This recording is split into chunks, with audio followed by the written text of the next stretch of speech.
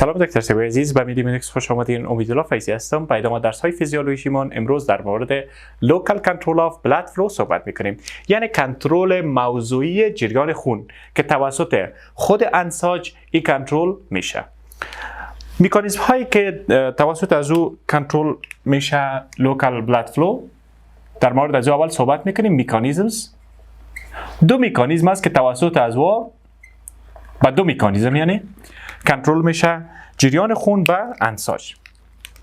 یک مکانیزم اکیوت یا حاد است، یکی به شکل اکیوت یا به شکل حاد و دوم به شکل لانگ ترم یا به شکل طویل المدت.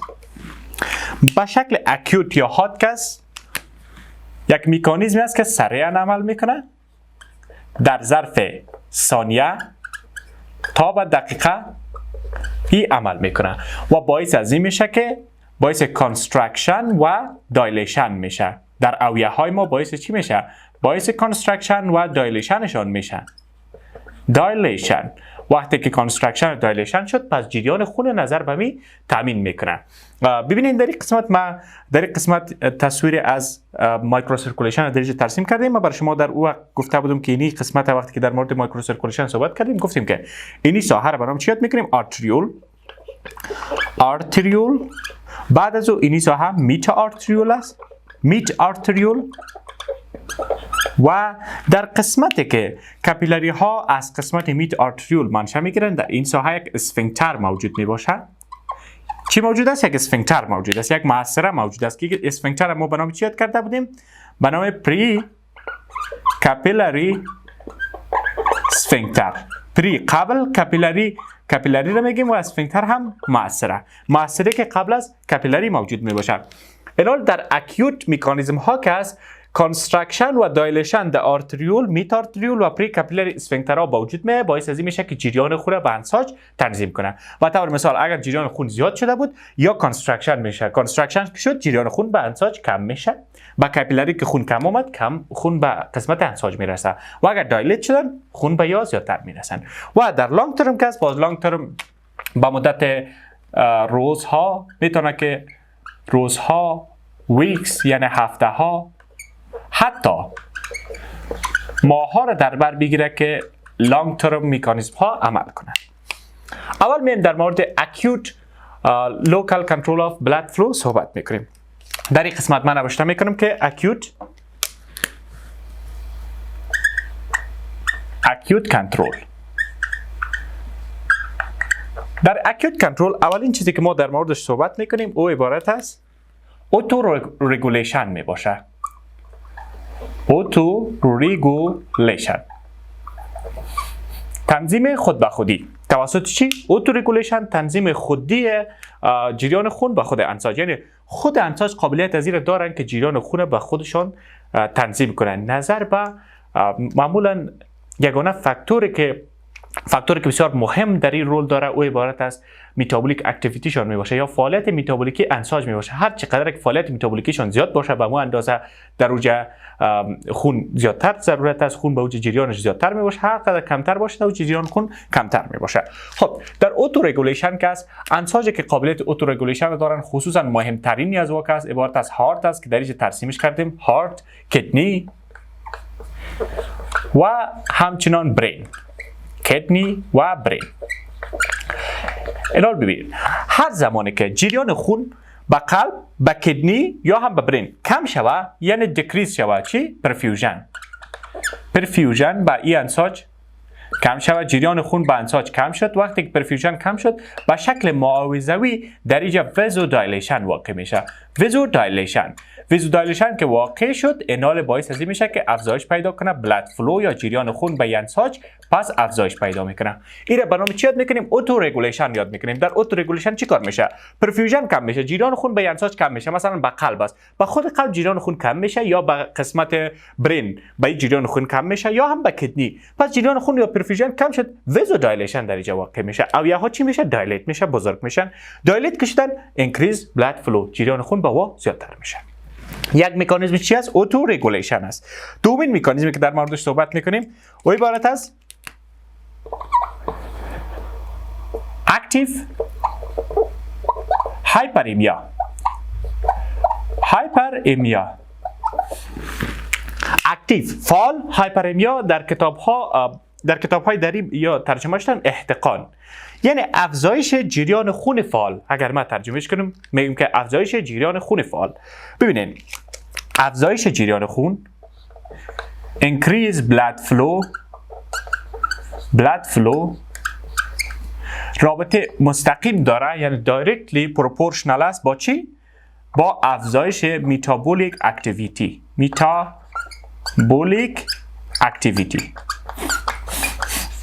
یعنی هر قدر که در یک عضو فعالیتش افزایش پیدا کنه، ببینین increase blood flow directly proportional است با increase metabolic activity. هر قدر که در یک عضو ما metabolic activity فعالیت میتابولیکش افزایش پیدا کنه، باعث از این میشه که جریان خون به او افزایش پیدا کنه.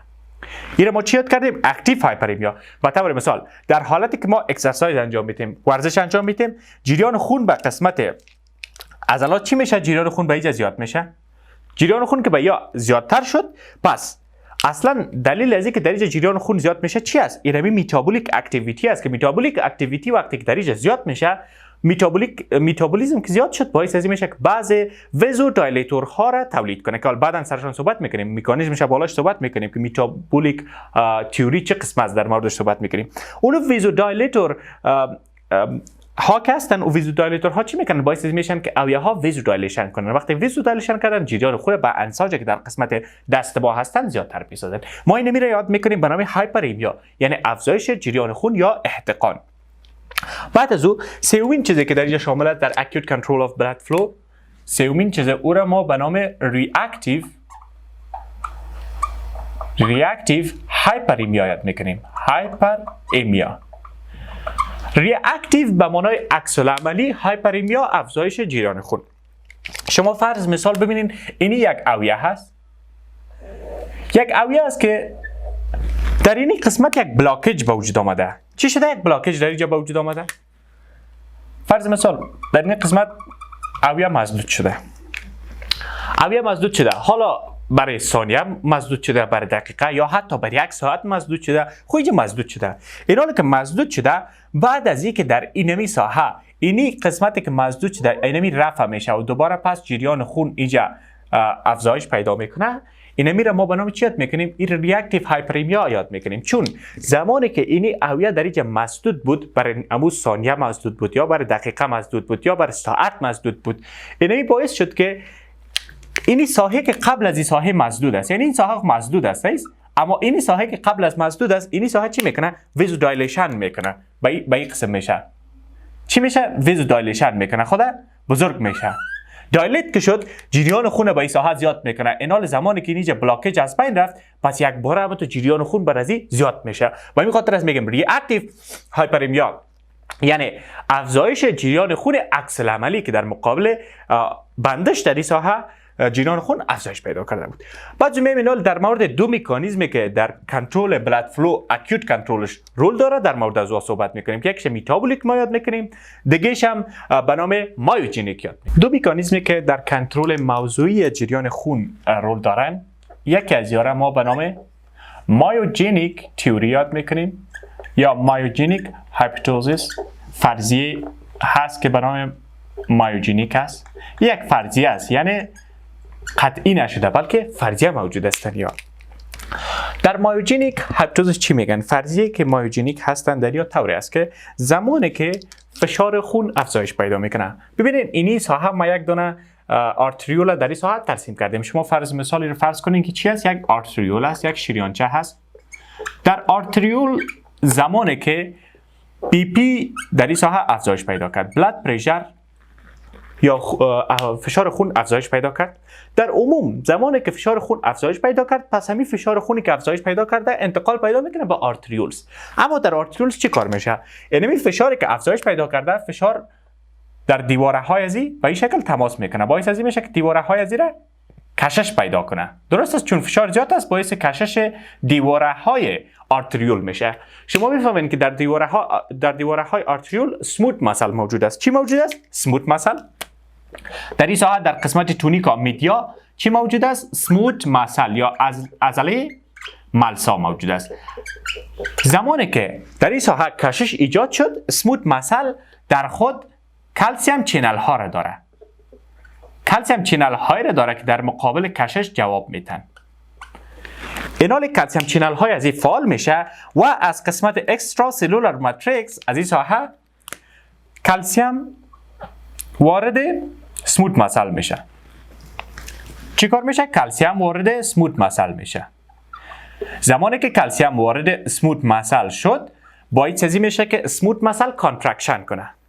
کانترکشن که کرد، در نتیجه شما میفهمین که در این ساحه دیگه وقتی که سموت مسل که از کانترکشن کرد، مهمدار است که آرتریول کانسترکشن به وجود میره. یعنی آرتریول ها چی میشه؟ کانسترکشن به وجود میره.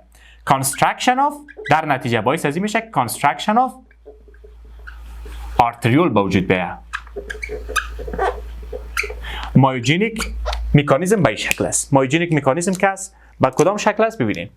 افزایش جریان خون باعث از این میشه که کشش در دیوارهای آرتریول به وجود بیاد. این آرتریول دارای سموت مسل است. در سموت مسل در قسمت چینل های است برای کلسیم یا فعال میشن. از طریق از یا وقتی کشش ایجاد شد، از اینمی چینل هایی که در مقابل کشش حساس هستن، از طریق از یا کلسیم وارد سموت مسل میشه. در سموت مسل باعث از این میشه که اونمو کراس بریج انجام شود، اکتین و مایوزین با هم دیگر بلغزن و بالاخره باعث از این شود که کانترکشن در سموت مسل به وجود بیاد. زمان کانترکشن در اینجا به وجود آمد، باعث از این میشه که کانسترکشن اف آرتریول به وجود بیاد یا آرتریولو کانسترکشن به وجود بیاره.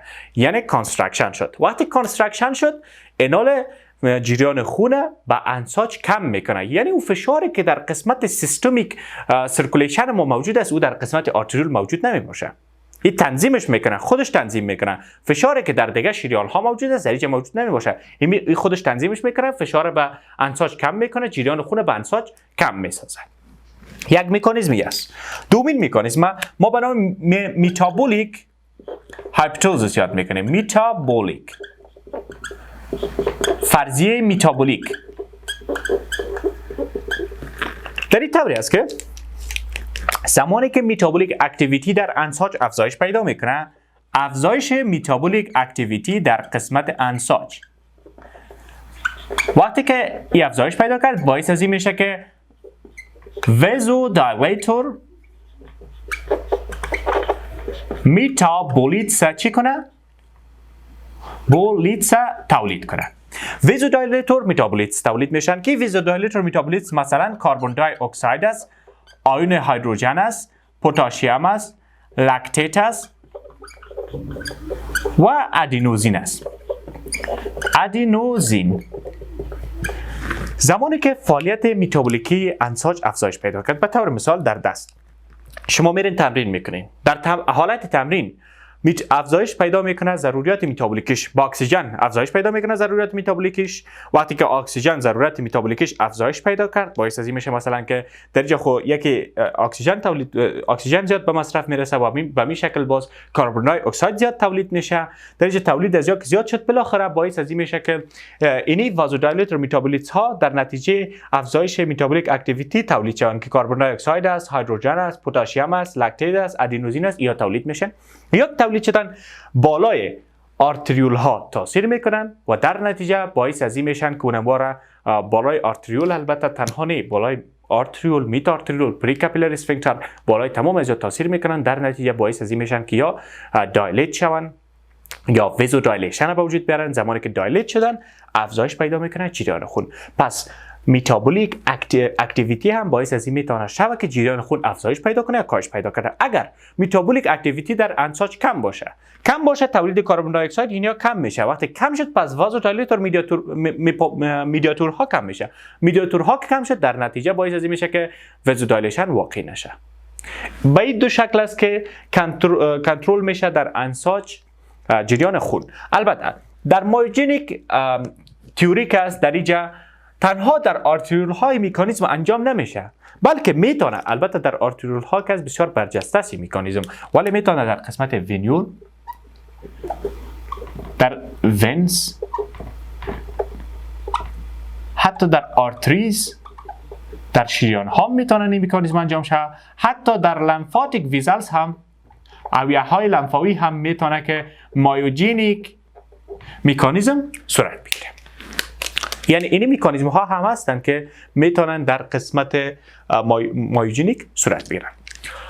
و یک چیز دیگه میمونه که در قسمت لوکال کنترل اف بلاد فلو وی است که انساجی که اوتو رگولیشن انجام میدن، یعنی خودشان تنظیم میکنن فشار جریان خون برای خودشان. اونها طوری است که چه قسم موارد بشناسیم؟ طوری است که چیزی که بی پی می باشه یا بلاد پرشر می باشه در اوج جریان خون به اون شکل نمی باشه.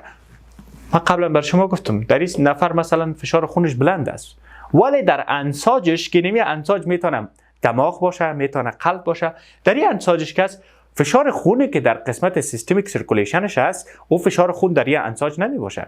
فشار خونی که در آرتریا یا در شریانایش است او در این انساج نمی باشه. ما از روی از این میتونیم تشخیص کنیم که اینی انساج که هستن یا اوتو رگولیشن میتونن که انجام بدن، چون و فرق دارن نظر به بی پی، جریان خون به اوجه، نظر به فشار خون فرق می داشته باشه، چون اونها خودشان تنظیم میکنن جریان خون به خودشان. خب دکتر صاحب عزیز، این بود بحث امروز ما. خدا کنه که شما از یک چیز را مخته باشین. تا بعد، خداوند یار و مددگار.